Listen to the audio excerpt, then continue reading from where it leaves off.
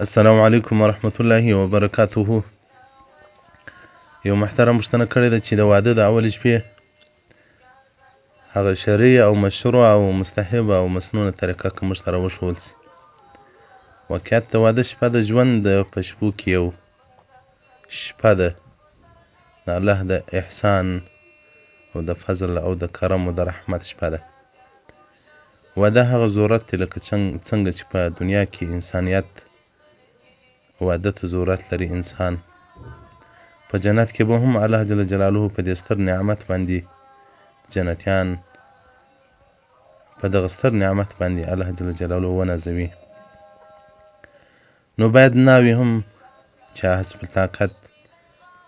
د دې په وس پروي ځان ښایسته کړي په شرعي او مسنونه طریقه باندې، نه په ناروا طریقه. او نارینه هم باید خپل ځان چې څومره یې وس وي هغومره اندازه دي هغه خپل ځان ښایسته کړي. او سنت دا ده چې وایي د زوج د خاوند پښې ورپرېولل سي ویرش ذلک الماء فی زوایا البیت،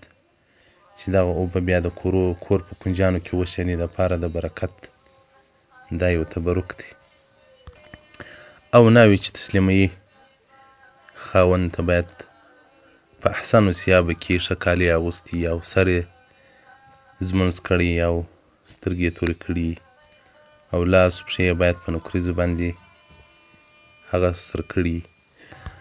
د واده ډوډۍ چې ولیمه ورته وایي دا مسنونه طریقه ده. باید سړی په د الله په طاعت باندې دغه نعمت ولمانځي، خیرات وکړي،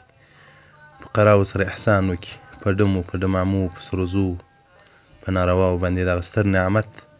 نه ولمانځي بلکې په ذکر او په درود او په ختم د قرآن باندې ولمانځي، ځکه دا یو ستر نعمت دی. شکر غواړي، شکر یې په طاعت سره ده، په ناروا سره کفران د نعمت راځي. نو بیا چې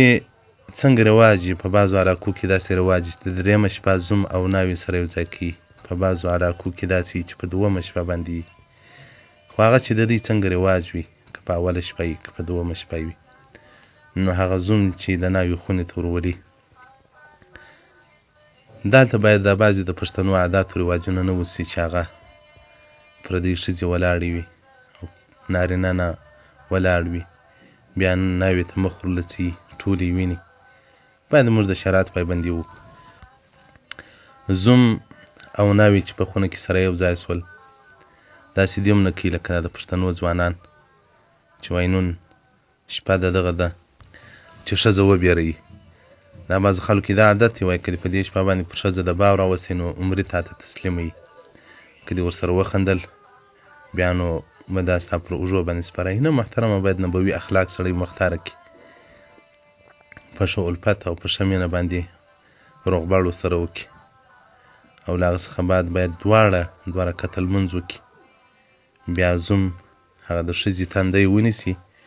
دا تندی یې داسې په ګوتو ونیسي، دعا وکړي چې اللهم بارک لی فی اهلي، الله جل جلاله برکت واچوه زما په اهل کې، و بارک لی اهلي، او برکت واچوه زما اهل ته فی په ما کې. دغه دعا دې وکړي، مسنونه دعا ده. او نورې دعاوې چې ځي ځکه دغه د فراحت او د خوشحالۍ شپه ده. الله جل جلاله دې په جنت کې هم موږ تاسو ته دغه ستر نعمت او دغه ستره عظیمه شپه را نصیب کړي چې هلته الله جل جلاله جنتیانو ته امر وکړي چې ننوځئ خپلو کورو ته او هلته د جنت ښځې او حورې په انتظار باندې ولاړې وي. نو دغه دعا دې وکړي چې الله زما په اهل کې برکت واچوه، ما ته برکت په دې کې واچوه، دې ته برکت په ما کې واچوه. جمعه د ښځې روا ده، که په اوله شپه جمعه ورسره کوي، که په دومه کوي، که په درېیمه کوي. بعضې ځوانان شهوت ورباندې غالبه چې ښځه په ښځینه مرضۍ کې په حیض په حالت کې و دې شهوت پر غالبه چې جمعه یې وکړي. دا حرام او دا ګناه کبیره مه کوئ. که ښځه په مرض کې و صبر وکړي تر هغه وخته پورې چې دا پاکېږي. او بعضې وخت ښځې ناولده وي، ځکه دا د ژوند هغه اولنۍ شپه ده چې خاوند او ښځه سره یو ځای کېږي. ښځه کې حیا ده، ښځه مستوره ده، ښځه د حیا څخه ډکه ده. بیا زموږ ستاسې د پښتنو ښځې نو که چیرې دا ډېره شرمېدله او عذر یې وکړي چې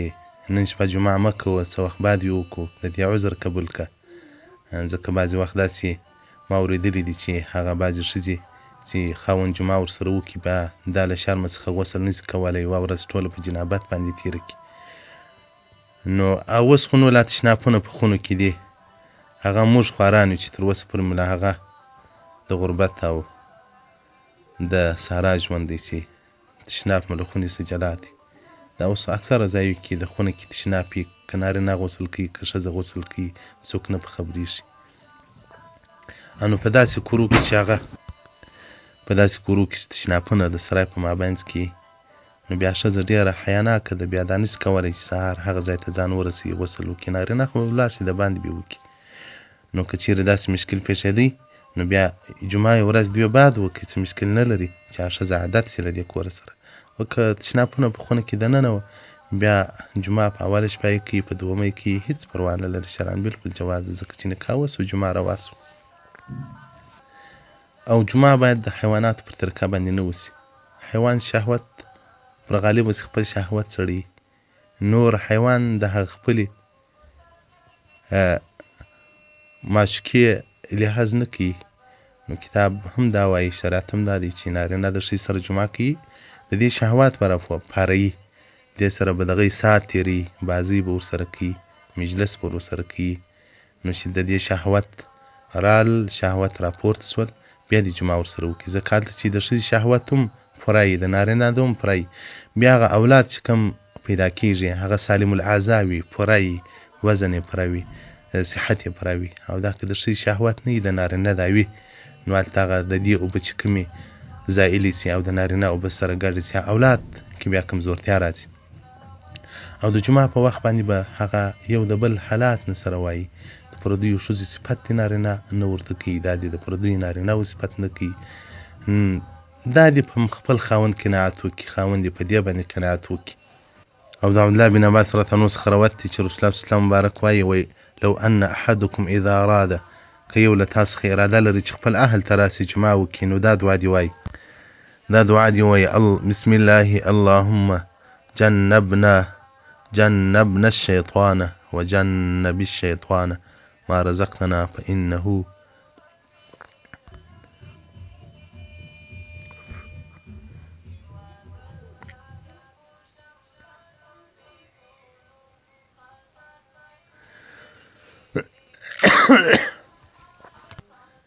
نو دا د رحمت او د برکت شپه ده، باید دعاوې وسي،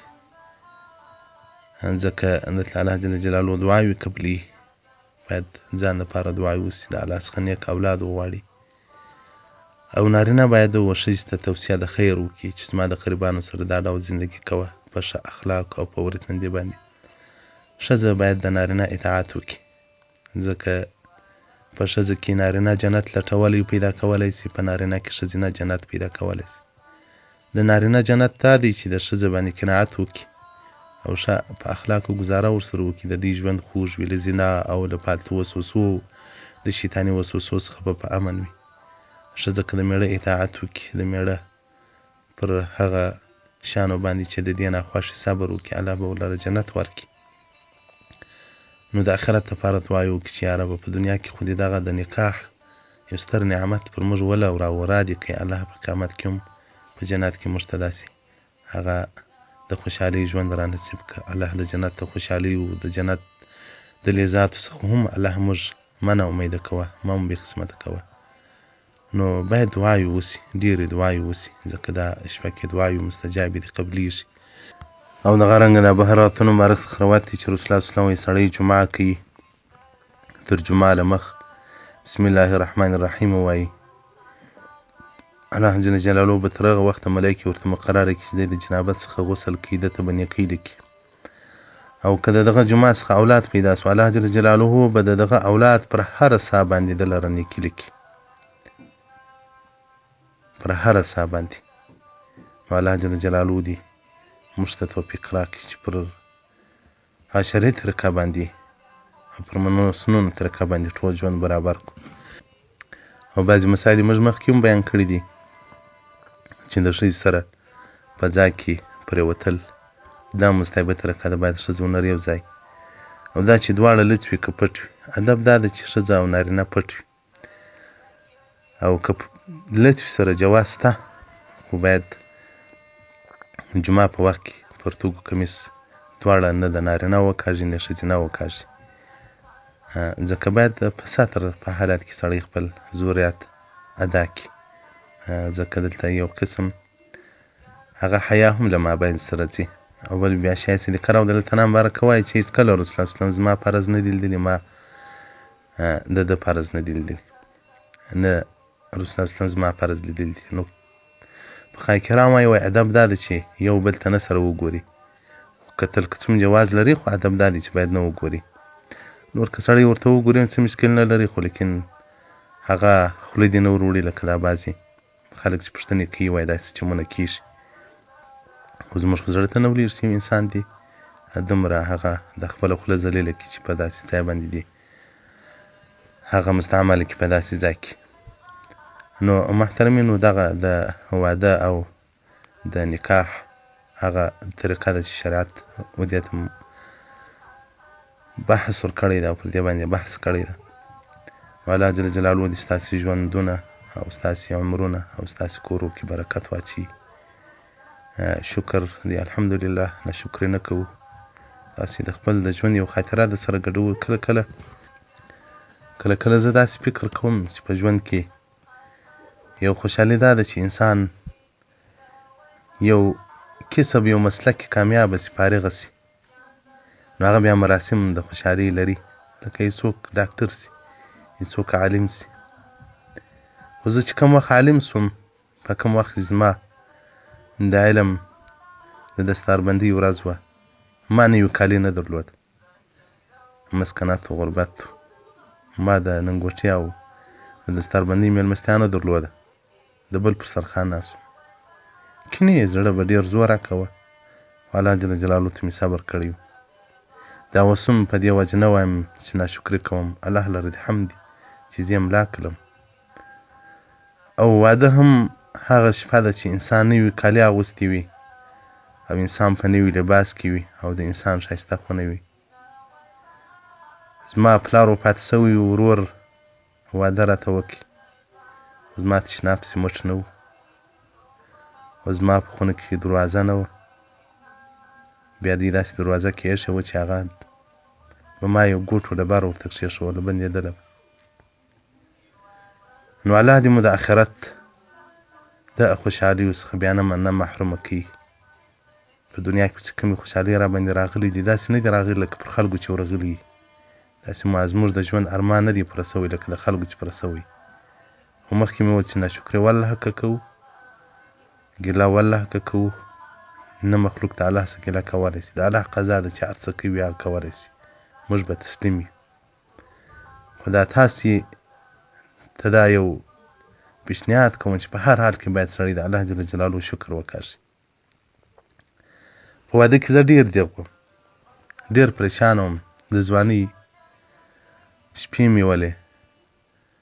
هغه د ژوند هغه سیزن و چې انسان د مځکې پر مخ باندې یو زمری وي ما د واده کالي نه درلوده نو زما په جیب کې به کم خرڅ نو زه ډېر دېغ ولمه په دې شیانو کې نو انسان دې تقاضاوې لري نو کلي وه او ماحول ګزاره مې لیدلې وه د انډیوالانو ژوند مې لیدلی و بیا چې مې زړه ته تسکین او تسلي ورکوله یو نفر و غلام قادر نومېدی ده ماته ویل ول اخندزاده صاحب د ده لور ګونګۍ ده په دې وخت کې زموږ په کلي کې د یو تاجر د زوی واده و ښځه یې وړله نو ډېر په کش واده و نو ما به هغه هم ولیدی د خپل حالات به مې هم سره مقایسه کړه نو ده راته ویل ولا لور ته مې ویل چې ولاړ شه خو د اخندزاده صاحب دې کره واده دی ویل ویلې هلته خو نه ځم هلته قرآن ویل کېږي ځم هلته دریایو ویل کېږي نو ما په دې باندې بیا ډېر خوشحاله وم چې الحمدلله زما په واده کې قرآن ویل کېدی کومې خوندې راغلي وي او کوم قریبان راغلي وو ختم د قرآن وسو نو تاسې هم پر یو شرعي طریقه باندې ودونه وکړي الله دې ستاسو ودونه د خیر کړي او الله جل جلاله دې نیک نیک اولادونه درکړي. شرط الاسلام صفحه 432 بیا تر 445 پورې فصل په سنن نکاح او فضایل او حقوق یتیم فصل بحث ورکړی دی. والسلام علیکم ورحمة الله وبرکاته.